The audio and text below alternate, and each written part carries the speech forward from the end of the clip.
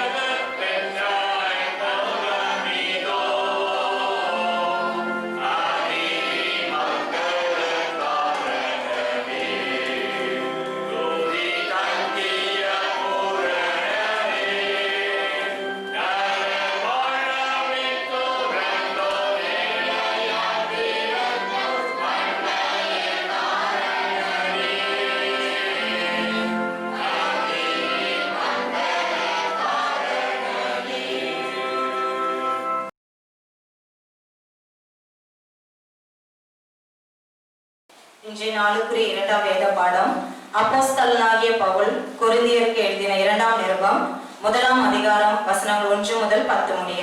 பக்கம் புதிய ஏற்பாட்டில் 245.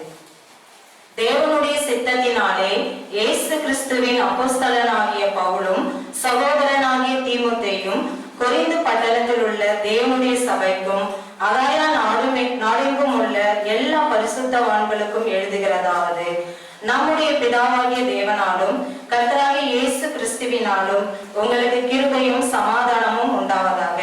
நமது கர்த்தராகிய இயேசு கிறிஸ்துவின் பிதாவாகிய தேவனும் இரக்கங்களின் பிதாவும் சகலவிதமான ஆறுதலின் தேவனுமாய் இருக்கிறவருக்கு ஸ்தோத்திரம். தேவனால் எங்களுக்கு அருளப்படுகிற ஆறுதலினாலே எந்த உபத்திரவத்தில் ஆகிலும் அகப்படுகிறவர்களுக்கு நாங்கள் ஆறுதல் செய்ய திராணி உள்ளவர்கள் ஆகும்படி எங்களுக்கு வரும் சகல உபத்திரவங்களிலேயும் அவரே எங்களுக்கு ஆறுதல் செய்கிறவர்.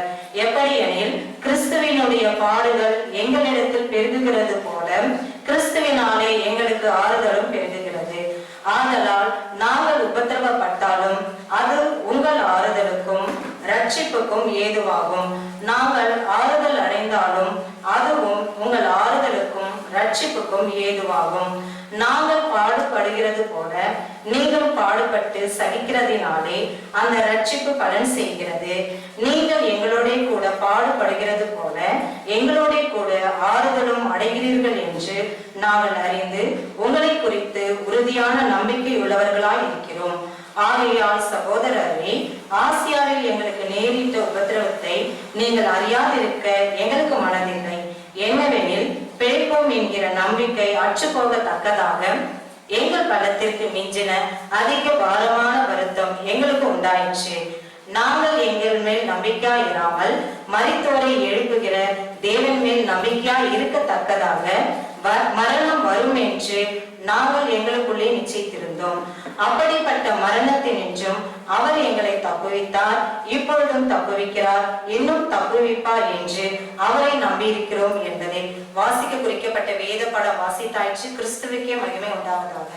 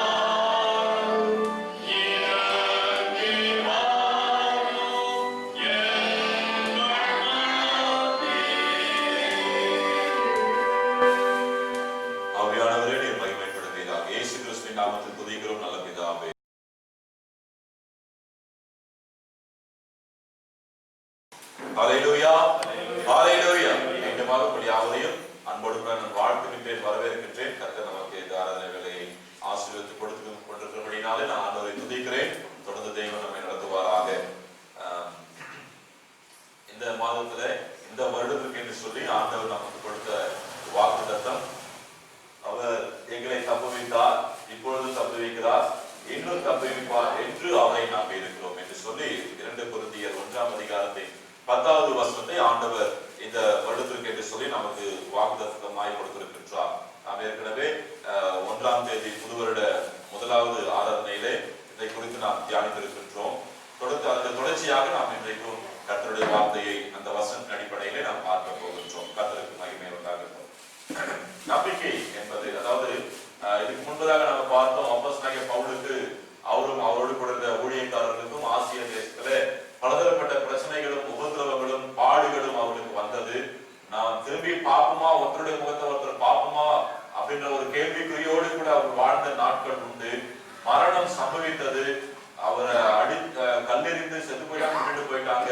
அப்படியெல்லாம் ஒரு உபதிரவங்களை பட்டார். அதன் அடிப்படையில் அவர் எழுதுகின்றார், இப்படிப்பட்ட எல்லா உபதிரவங்களில் இருந்தோம், இப்படிப்பட்ட எல்லா விதமான அடிகளில் இருந்தோம், காவலில் இருந்தோம், கப்பல் சேதத்தில் இருந்தோம், அப்புறம் சகோதரர்களால் ஏற்பட்ட அந்த கள்ள சகோதரர்களால் ஏற்பட்ட மோசங்களில் இருந்தோம், இப்படி எங்களுக்கு வந்த எல்லா அழிவுகளில் இருந்தோம், மரணத்தில் நின்றோம். கர்த்தர் எங்களை தப்புவித்தார், இன்னும் தப்புவிக்கிறார், இனிமேலும் தப்புவிப்பார் என்று சொல்லி நாங்கள் அவரை நம்பியிருக்கிறோம் என்று சொல்லி அப்போஸ்தலனாகிய பவுல் சொன்ன அந்த வார்த்தைகளை நாம் கடந்த 1ஆம் தேதி அன்றைக்கு தியானித்திருக்கின்றோம். அவர்களுக்கு என்னென்ன உபதிரவங்கள் எல்லாம் வந்தது என்று சொல்லி.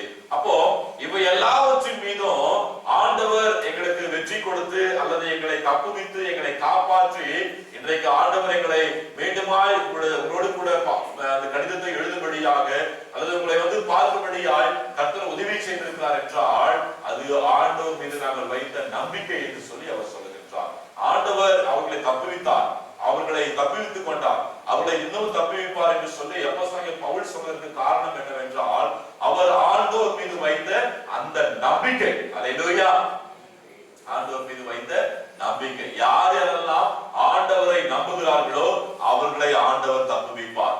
யார் யாரெல்லாம் ஆண்டவரை நம்புகிறார்களோ அவர்களை இப்பொழுதும் இன்னைக்கும் தப்புவிப்பார். யார் யாரெல்லாம் ஆண்டவர் மீது நம்பிக்கை வைக்கிறார்களோ அவர்களை இனிமேலும் ஆண்டவர் தப்புவிப்பார் என்பதுதான் அந்த வேத வசனத்தினுடைய அர்த்தம். அவர்கள் அப்போஸ்தலனாகிய பவுலும் அவரோடு கூட இருந்த மற்ற ஊழியக்காரர்களும் ஆண்டவரை நம்பினபடினாலே அவளுக்கு ஏற்பட்ட உபத்திரவங்கள், போராட்டங்கள், பிரச்சனைகள், வியாதிகள், வறுமைகள், பசிகள், பட்டினிகள், அந்த மரணம் சம்பவித்த அந்த நாட்களில் எல்லாம் அவர்கள் யாரிடம் போய் உதவி கேட்கவில்லை, யாரையும் நம்பவில்லை. நம்பினவர்களெல்லாம் ஏமாற்றப்படுத்தார்கள், நம்பினவர்களெல்லாம் அவருடைய நம்பிக்கையை பயன்படுத்தி அவர்களை ஏமாற்றத்தான் செய்தார்கள். ஆனால் இவை எல்லாவற்றிலும் இருந்து நாங்கள் ஆண்டவரை நம்பினோம். அல்லேலூயா! எப்படிப்பட்ட சூழ்நிலையில கர்த்தரை நம்பினார்கள்?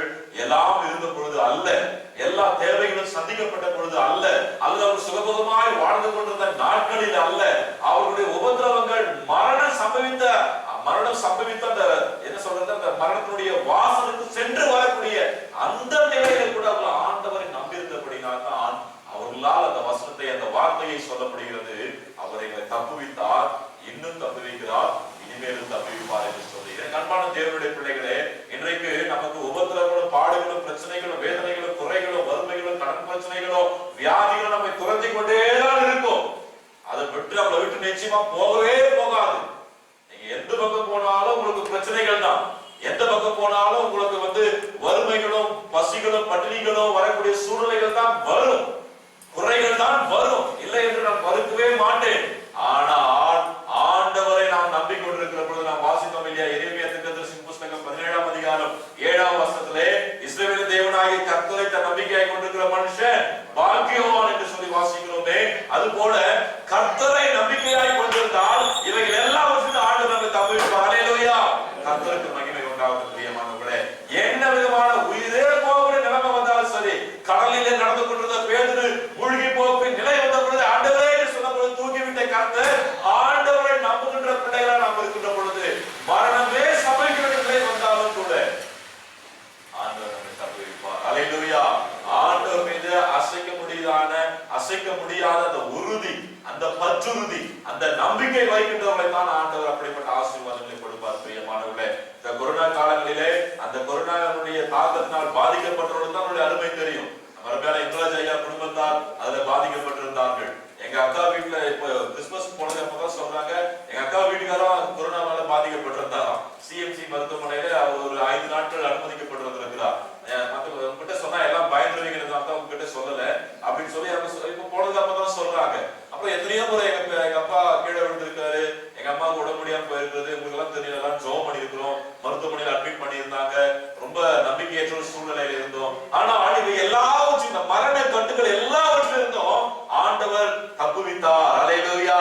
இன்னமும் அவர் தப்புவிக்க வேண்டும் என்றால், இனிமேலும் நம்மை அவர் தப்புவிக்க வேண்டும் என்றால், ஆண்டவர் மீது நாம் நம்பிக்கையுள்ளவர்களாக இருக்க வேண்டும். பிரியமானவர்களே, நம்பிக்கை என்பது என்ன? ஒரு உதாரணம் நமக்கு தெரிந்திருக்கும், நிறைய டைம் நம்ம கேட்டிருப்போம். ஒரு பிளேன், ஒரு பிளைட் வானத்துல பறந்து கொண்டிருக்கிறது. பிளைட் வானத்துல தான் பறக்கும் இல்லையா? ஆமா, தண்ணியில கூட போதும் தெரியுமா? இப்ப புதுசா ஒரு பிளைட் கண்டுபிடிச்சிருக்காங்க, தண்ணியிலயும் போகும் வானத்திலயும் பறக்கும். சோ அந்த பிளைட் போய்கிட்டு இருக்கிறது, திடீர்னு சொல்லி விமானத்துல கோளாறு, ஒரு ப்ராப்ளம் வந்துருச்சு. பஸ்ல ஒரு ப்ராப்ளம் வந்து நம்ம அதை டக்குனு நடுரோட்ல கூட வண்டி நிப்பாட்டுவாங்க, அது ஒரு ப்ராப்ளம் இல்லையா? விமானத்துல கோளாறு வந்துருச்சுன்னா ஒண்ணுமே பண்ண முடியாது. அதுக்கப்புறம் ரெண்டாவது அது சரி செய்யப்படவில்லை என்றால் கன்ஃபார்ம் டெத் தான், வேற ஒண்ணுமே பண்ண முடியாது இல்லையா? விமானத்துல ஒரு கோளாறு வந்து விட்டது.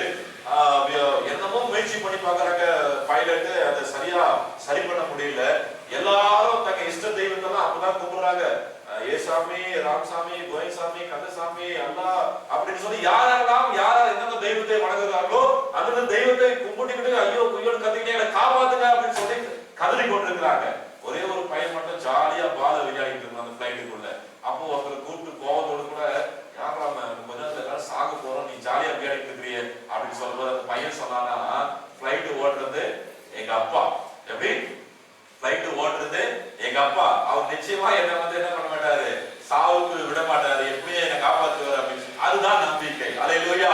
நம்முடைய வாழ்க்கை என்கின்றதான அந்த பயணத்திலே ஆண்டவர் நமக்கு முன்பதாக இருக்கிறார், அவர் நம்மை நடத்தி செல்கிறார் என்று சொல்லி அவரிடத்துல எல்லாவற்றையும் ஒப்புவித்து விட்டு அவர் நம்ம நடத்தி செல்கின்ற அந்த பிரகாரமாகவே நம்ம பின்னாடி அவரை பின்தொடர்ந்து போனோம் அப்படின்னாக்கா என்ன வந்தாலும் அவர் பார்த்துக்குவார். அப்பா அவங்க அப்பா உன்னை கொண்டு போய் தூக்கி போட்டுவாரா, சாக்கடை தூக்கி போட்டுவாரா அவங்க அப்பா? சாகு கிடைக்கிறவங்க கூட செத்து தொலைஞ்சா போது போ, 4 பொன் பிள்ளைங்க ஒண்ணு போயிடுச்சுன்னா ஒரு 5 லட்சம் ரூபாய் 10 லட்சம் ரூபாய் மிச்சம் ஆகும் அப்படின்னு சொல்லி விடுவாங்களா? விட மாட்டாங்க இல்லையா? எப்படினாலும் என் பிள்ளை அப்படின்னு சொல்லி கதறி தூக்கிக்கிட்டு ஓடுவாங்க ஆஸ்பத்திரிக்கு, எப்படியாவது காப்பாத்திடணும் அப்படின்னு சொல்லி. எந்த பெற்றோராவது அப்படி விட்டுருவாங்களா? போனா போது இதுல நாங்க இன்னொரு பிள்ளை விட்டுருவாங்களா? 10 பிள்ளைகள் இருந்தாலும் கூட அதுல ஒரு பிள்ளை மறிக்கக்கூடிய சூழ்நிலை இருந்தால் அந்த பெற்றோருக்கு அந்த பிள்ளையை காப்பாற்றுகிற வரைக்கும், அந்த பிள்ளைக்கு ஜீவன் வருகின்ற வரைக்கும் எவ்வளவு பணம் செலவானாலும் பரவாயில்ல, என் ஆஸ்தியை என் வீட்டையே நான் அடமானம் பண்ணி கூட வித்து கூட கொண்டு வந்து கொடுக்குறேன், என் பிள்ளையை எப்படியாவது காப்பாத்துன்னு சொல்லி டாக்டர் போய் நிற்பாங்க. அந்த பிள்ளையை எப்படியாவது காப்பாற்றணும்னு துடிப்பாங்க. அது போல பெற்றோர்களாகிய நாமே அப்படி இருக்கின்ற பொழுது நம்ம உருவாக்கின அவருடைய சாயலை சிருஷ்டித்து அவருடைய ஜீவ சுவாசத்தை நமக்கு ஊதினால் நாம் ஜீவ ஆத்மாம் ஆனோமே, நம்மை ஆண்டவர் விட்டு விடுவாரா? அந்த நம்பிக்கை நமக்கு இருக்கணும். பிரியமானவர்களே, சின்ன பையன் ஃபிளைட் ஓடுறது எங்க அப்பா, அவர் ஒண்ணு என்ன விட்டுற மாட்டாரு, அவர் காப்பாத்திடுவாரு அப்படின்னு சொல்லி தன்னுடைய தகப்பன் மீது நம்பிக்கை வைத்தான். இன்றைக்கு நம்முடைய ஆவிக்குரிய தகப்பனாய் அல்லது நம்மை படைத்த ஆண்டவர், அவர்தான் நமக்கு எல்லாமே. நம்முடைய பெற்றோர்கள், நம்முடைய பிள்ளைகள் எல்லாம் வாடகை, டெம்பரவரி. அவர் தான் நமக்கு நித்திய தகப்பன். அவர் நம்மளை விட்டுருவாரா? அந்த நம்பிக்கை எப்பொழுதும் நமக்கு இருக்கணும், ஒவ்வொரு நொடியும் இருக்கணும். அப்படி இருந்தா மாத்திரம்தான் ஆண்டவர் நம்மளை தப்புவித்தார், இன்னும் தப்புவிக்கிறார், இனிமேலும் தப்புவிப்பார். கொரோனா கொள்ளனே வந்துட்டே இருக்கு பின்னாடி, இன்னும் வேகமா 70% வேகமா பரவி கொண்டிருக்கிறதா? ஆண்டவர் தப்புவிப்பார். யாரை தப்புவிப்பாரு? அவர் மீது முழுவதுமாய் அசைக்க முடியாத உறுதியான நம்பிக்கை வைக்கிறவர்களை கர்த்தர் தப்புவிப்பார். இன்றைக்கு நம்முடைய நம்பிக்கை ஆண்டவர் மீது எப்படிப்பட்டதா இருக்கிறது என்று சொல்லி யோசித்து பார்க்க வேண்டும். வேதத்துல நம்ம நிறைய கேட்டிருக்கிறோம், நம்ம நிறைய படிச்சிருக்கிறோம், நிறைய முறை அவங்க குறித்து நம்ம பேசியிருக்கிறோம். ஆனாலும் பாருங்க அவங்க நம்பிக்கை எப்படி இருக்கு பாருங்க. அப்போஸ்தலனாகிய பவுல் சொல்லுகிறார், எங்களுக்கு வந்த எல்லா உபத்திரவங்களிலிருந்து அந்த மரணத்தினின்றும் அவர் எங்களை தப்புவித்தார், இப்பொழுதும் தப்புவிக்கிறார், இன்னமும் தப்புவிப்பார் என்று அவரை நம்பி இருக்கிறோம் என்று சொல்லி அவர் சொல்லுகிறார். இன்னும் கொஞ்சம் அவங்களுக்கு முன்னாடி போய் நம்ம பார்த்தோம் அப்படின்னா தானியேல் தீர்க்கதரிசி புஸ்தகம் 3ஆம் அதிகாரம் 16வது வசனத்துல வாசிக்கிற பொழுது, தானியேல் தீர்க்கதரிசி புஸ்தகத்தை நம்ம எடுத்துக்குவோம். அதுல 3ஆம் அதிகாரத்துல நம்ம வருகின்ற பொழுது அந்த 11ஆம் வசனம் 16வது வசனம் சொல்லுகிறது. அங்க பாருங்க, இங்க வந்து சாத்ராக், மேஷாக், ஆபேத்நேகோ இவங்களுக்கு ஒரு பிரச்சனை. உலகமான தேவனுடைய பிள்ளைகள், ஆண்டவருக்காக பக்தி வைராக்கியம் பாராட்டினவர்கள், பரிசுத்தமா இந்த சாப்பாடுல கூட தங்களை தீட்டுப்படுத்திட கூடாது, நம்முடைய பரிசுத்தம் கெட்டுக்கூடாது என்று சொல்லி அந்த சாப்பாடு குடிக்கிற தண்ணியில கூட அவ்வளவு கவனமாய் பரிசுத்தமாய் வாழ்ந்த தேவனுடைய பிள்ளைகள், அவங்களுக்கு ஒரு பெரிய பிரச்சனை வருகிறது. ஒரு பெரிய சிலையை உண்டு பண்ணி அதை போய் படிச்சுக்கணும்னு சொல்றாங்க. அப்படி போய் அந்த சிலையை படிச்சுக்கலன்னா அவங்க என்ன ஆகும்?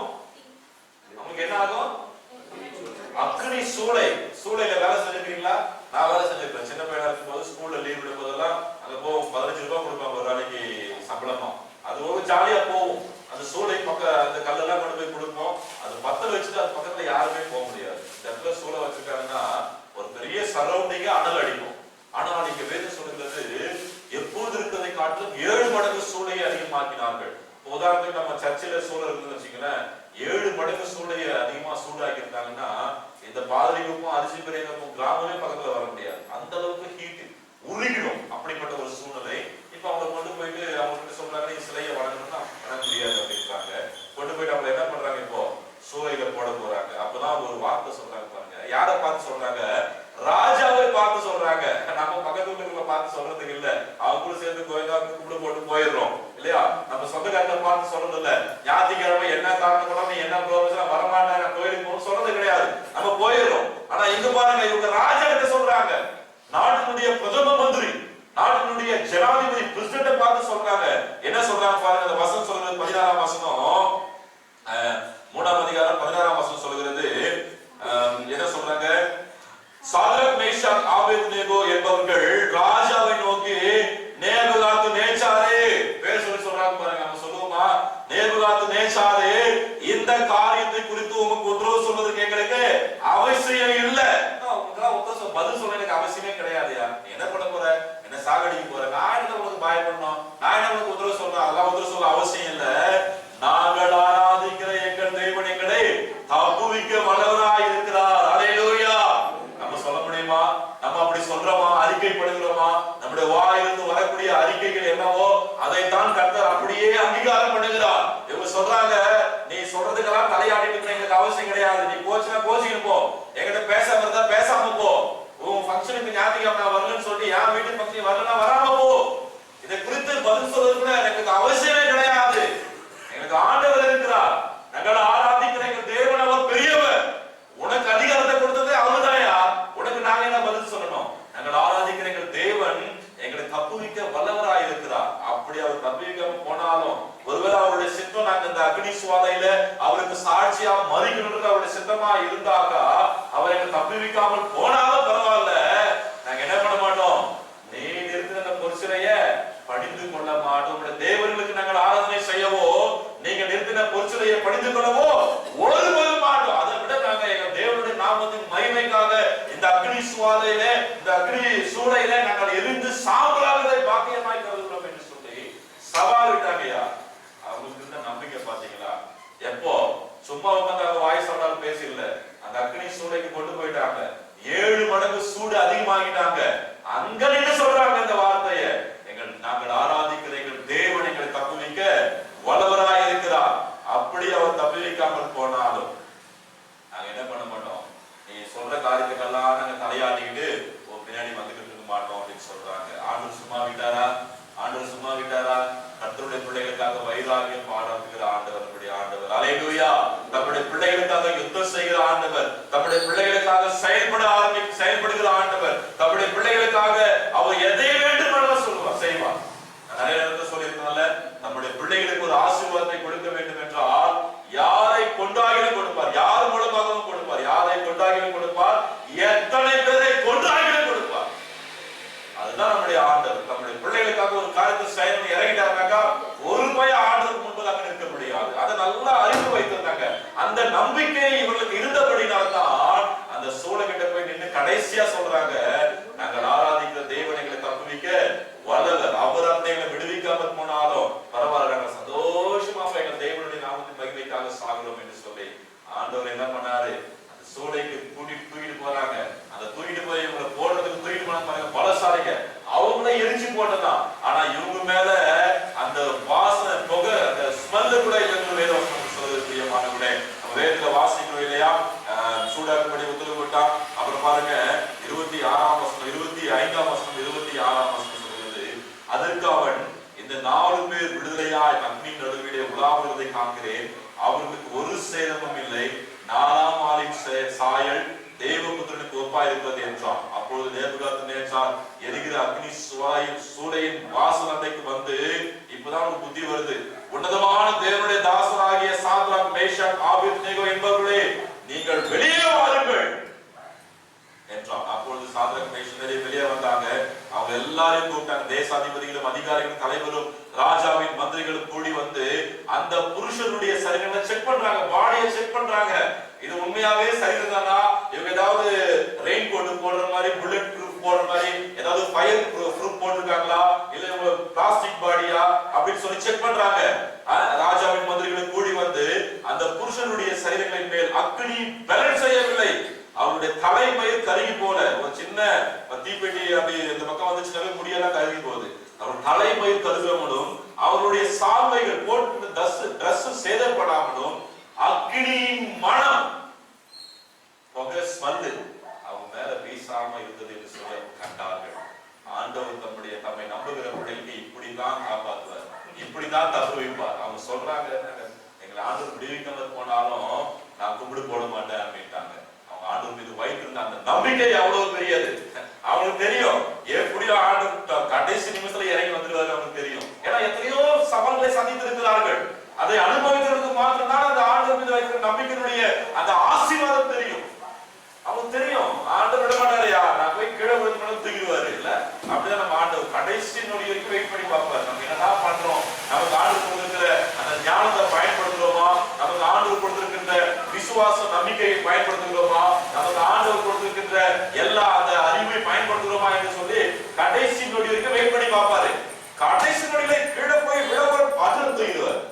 அப்படிதான் ஆண்டவர் பண்ணார். ஆண்டவருக்கு தப்புவித்தார். காரணம் அவங்க ஆண்டவர் மீது வைத்திருந்த அந்த உறுதியான நம்பிக்கை. இன்னைக்கு பல நேரங்களில் எனக்கும் சரி நமக்கும் சரி அந்த உறுதியான நம்பிக்கை இருக்க வேண்டும் என்று சொல்லி ஆண்டவர் எதிர்பார்க்கிறார். ஏன்னா அவர்தான் நம்மளை உருவாக்குறாரு.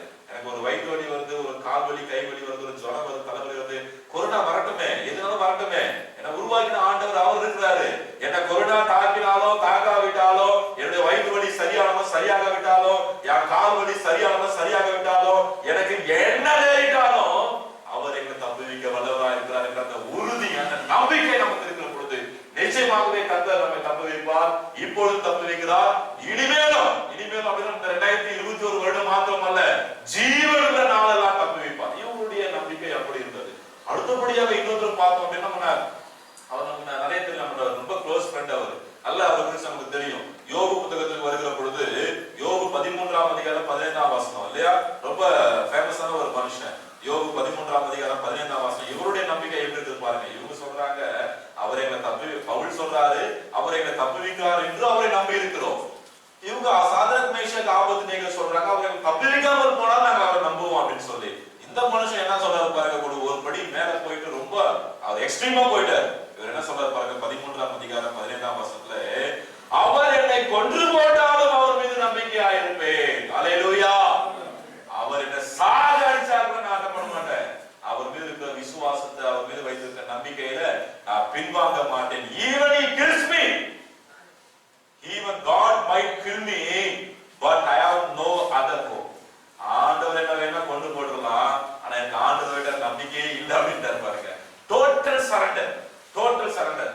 அப்படி சொல்லும் போது ஆண்டவர் சும்மா இருப்பாரா? ஆண்டவரே நீங்க என்ன கொண்டு போட்டாலும் கொண்டு போடுங்க, எனக்கு உமா விட்டா வேற நம்பிக்கையே இல்லை அப்படின்னு சொல்லிட்டு வச்சுங்க.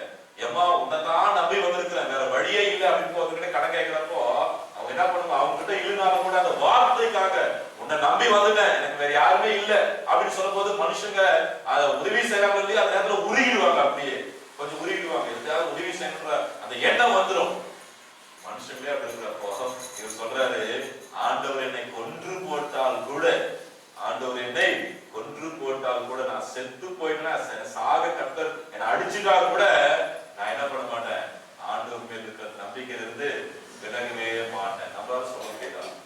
சின்ன பிள்ளைங்க, வாலிப பிள்ளைங்க, பெரியவங்க, இன்னைக்கு நம்மளால இவங்களை போல எங்கள் ஆண்டவர் எங்களை தப்புவிக்காமல் போனாலும் விடுவிக்காமல் போனாலும் நாங்கள் அவர் மீது நம்பிக்கையா இருப்போம். எங்கள் ஆண்டவர் என்னை கொன்று போட்டா கூட, என்னை சாகடிச்சா கூட நான் ஆண்டவர் நம்பிக்கையா இருப்பையா, நான் புழுதியிலிருந்து எழுப்பி வந்தா கூட என் ஆண்டவரை நான் புதிப்பேன். என் ஆண்டவர் மீது அவ்வளவு நம்பிக்கையா இருக்கணும் சொல்ல முடியுமா? யாரெல்லாம் அப்படி சொல்றாங்களோ அவங்களதான் ஆண்டவர் என்ன பண்ணுவாரு, தப்புவிப்பார். அல்லேலூயா. எனக்கு அன்பான தேவனுடைய பிள்ளைகளே, ஆண்டுடைய வாக்குத்தத்தங்கள் எல்லாம் சும்மா ஒண்ணு வந்துடாது, சும்மா ஒண்ணு வந்துடாது. உங்களுக்கு 2500 ரூபாய் தரேன் அப்படின்னாக்கா சும்மா கிடைச்சிருமா? அதுக்கு சில ரூல்ஸ் அண்ட் ரெகுலேஷன், சில ஃபார்மாலிட்டிஸ் எல்லாம் இருக்குது. எல்லாருக்கும் கிடைக்காது தெரியுமா, எல்லாருக்கும் கிடைக்காது. ஒரு சிலருக்கு மாத்திரம் தான் குறிப்பிட்ட பேர் தான் அவர் ஒரு ப்ரொசீஜர் வச்சிருக்காங்க. அவங்களுக்கு மாத்திரம் தான் அந்த 2500 ரூபாய் கிடைக்கும். எல்லாரும் போய் வாங்கிட முடியாது. சாதாரண 2500 ரூபாய் முதலமைச்சர் கொடுக்கறதுக்கு அவ்வளவு ப்ரொசீஜர் இருக்குன்னா, தேவாதி தேவன் இந்த ஜீவ வசனங்கள் நம்முடைய வாழ்க்கையை உருமாற்றுகிற, நம்மை உயர்த்துகிற, நம்முடைய வாழ்க்கையை அது ஆசீர்வதித்து மற்றவர்களுக்கு ஆசீர்வாதமாய் மாற்றுகிற ஆண்டவருடைய வார்த்தைகள் அது சும்மா நம்ம வாழ்க்கை நிறைவேறுமா? அவர் சொல்றாரு, பவுலை போல நம்பிக்கை உள்ளவர்களாய், சாத்ராக் மேஷாக் ஆபேத்நேகோ போல நம்பிக்கை உள்ளவர்களாய், யோபுவை போல நம்பிக்கையுள்ளாய் இருக்கிறவங்க மாத்திரம்தான் இந்த தப்புவித்தார் இன்னும் தப்புவிப்பார் என்ற வார்த்தை நிறைவேறும். அதை விட்டுட்டு 1 கொரிந்தியர் 15ஆம் அதிகாரம் 19ஆம் வசனம் சொல்லுகிறது. நான் ECC டீம்ல சுவிசேஷகராய் பணியாற்றி கொண்டிருந்த நாட்களில எங்களுக்கு இருந்த போதகர் அடிக்கடி இந்த வசனத்தை சொல்லுவார். 1 கொரிந்தியர் 15ஆம் அதிகாரம் 19ஆவது வசனம், இமைக்காக மாத்திரம் நாம் கிறிஸ்துவின் மேல் நம்பிக்கையுள்ளவர்களாய் இருந்தால் எல்லா மனுஷரை பார்க்கிறோம் பரிதபிக்கப்பட்டவர்களாய் இருக்கும். இம்மைக்காக மாத்திரம், சர்ச்சில் கொடுக்கிற நிவாரணத்துக்காக மாத்திரம் சர்ச்சுக்கு வரவங்க, சர்ச்சில் கொடுக்கின்ற உதவிகளுக்காக மாத்திரம் சர்ச்சுக்கு வரவங்க, அது கிடைக்கலனாக்கா கோச்சிங் போயிடுவாங்க. அப்படிப்பட்டவங்களுடைய நிலைமை ரொம்ப பரிதாபமா மாறிடும். அவனுடைய வார்த்தை சொல்லுகிறது, நான் சொல்லல. இம்மைக்காக மாத்திரம், இப்ப கிடைக்கிற இந்த லைஃப்க்கு கிடைக்கிற அந்த நன்மைகளுக்காக மாத்திரம் நம்ம ஆண்டவரை விசுவாசிச்சு நம்பிக்கிட்டு இருந்தோம். அது கிடைக்காம போயிடுச்சு, ஆண்டவரை விட்டு பின்மாற்றமா போயிட்டோம் அப்படின்னாக்கா நம்மை விட பரிதபிக்கப்படத்தக்கவர்கள் யாருமே கிடையாது. நம்ம லைஃப் வேதம் சொல்லுகிறது, கலப்பையின் மேல் கை வைத்து பின்னிட்டு திரும்பி பார்க்கிறவன் தேவனுடைய ராஜ்யத்துக்கு தகுதியற்றவன். ஆண்டவருடைய பிள்ளைகளாய் வந்து அவரோடு கூட கிறிஸ்துவோடு கூட ஞானஸ்தானத்துல மரித்து அடக்கம் பண்ணப்பட்டு புது சிருஷ்டியாய் உயிரோடு கூட எழுப்பி அவருடைய பந்தியில பங்கு பெற்ற பிற்பாடு கல்யாணத்துக்காக, காது குத்துக்காக, மூக்கு குத்துக்காக, தலைமுடிக்காக, உறவுக்காக, ஒட்டுக்காக நம்ம ஆண்டவர் மீது நம்பிக்கையற்றவனா இருப்போமானால் நம்ம லைஃப் ரொம்ப பரிதாபமா போயிருங்க, ரொம்ப பரிதாபமா போயிடும். இருந்த ஆசீர்வாதம் எல்லாம் இங்க இழந்து எதுக்கு முன்பதாக இருந்த வாழ்க்கையை விட கேடுகட்ட வாழ்க்கையாய் மாறிவிடும். அதுதான் வேதவசனம் சொல்லுகிறது. இம்மைக்காக மாத்திரம் நாம் கிறிஸ்துவின் மேல் நம்பிக்கையுள்ளவர்களாய் இருந்தால் எல்லா மனுஷரை பார்க்கிறோம் பரிதபிக்கப்படத்தக்கவர்களாய் மாறி போகும். யோசிச்சு பாருங்க, ஆண்டவர் மீது நிரந்தரமான நம்பிக்கை நமக்கு இருக்கிறதா? இம்மைக்கான நம்பிக்கை இருக்கிறதா? நிரந்தரமான நம்பிக்கை இருந்தால் அவர் நம்மை தப்புவித்தார், இப்பொழுது தப்புவிக்கிறார், இனிமேலும் தப்புவிப்பார். ஒருவேளை இம்மைக்கான நம்பிக்கையா இருந்தாக்கா நம்ம போல பரிதபிக்கப்படக்கூடியவர்கள் யாருமே கிடையாது. இன்றைக்கு நாம் தான் அதை முடிவு செய்து கொள்ள வேண்டும். ஆண்டவர் மீது இருக்கின்ற நிரந்தரமான நம்பிக்கையா அல்லது உலகத்தின் மீது இருக்கின்றதான இம்மைக்கான நம்பிக்கையா? ஆண்டவருடைய கரத்துல ஒப்பு கொடுப்போம். நிரந்தரமான நம்பிக்கையோட பவுலை போல, சாத்ராக் மேஷாக் ஆபேத்நேகோவை போல, யோபுவை போல ஆண்டவர் மீது நிரந்தரமான நம்பிக்கையோட இருப்போம். ஆண்டவர் நமக்கு கொடுக்கின்ற இந்த ஆசீர்வாதத்தை நாம் இந்த ஆண்டு மாத்திரமல்ல, ஆண்டவர் நமக்கு ஜீவனை கொடுக்கின்ற நாட்கள் வரைக்கும் சுதந்திரத்துக் கொள்வோம். கர்த்தர் தாம் இந்த வார்த்தைகளை நமக்கு ஆசீர்வாதம் கொடுப்பாராக. ஆமென்.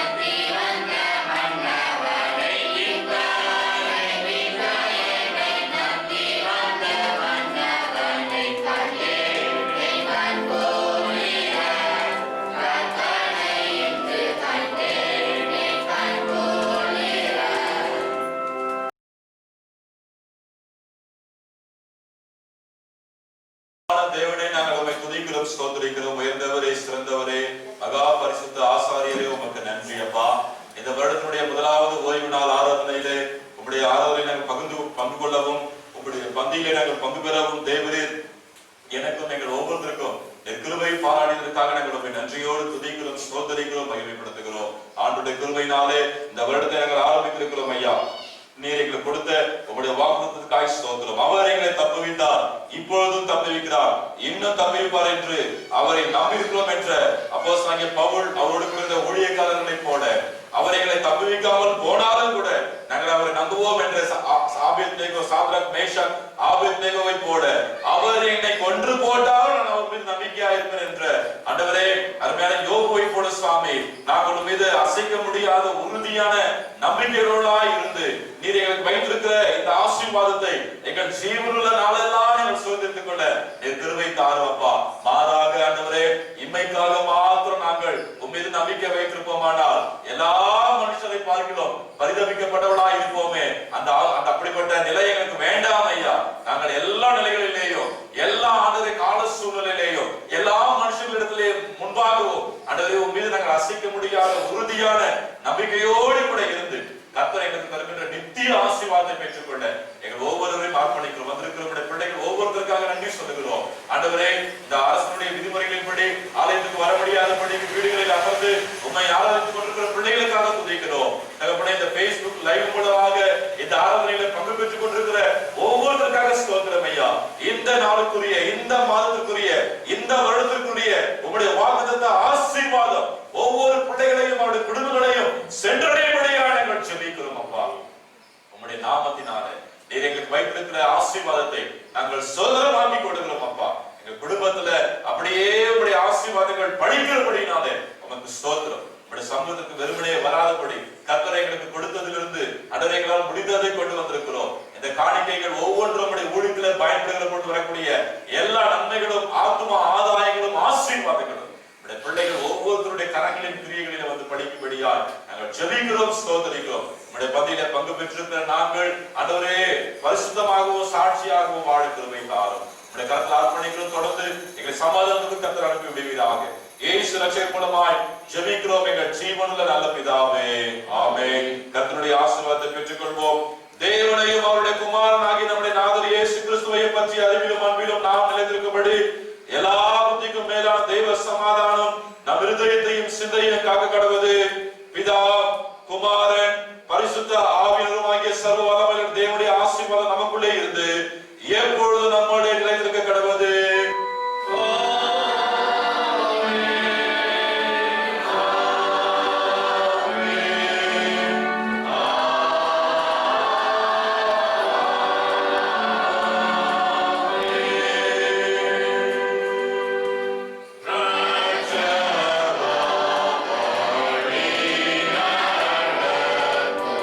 Yeah.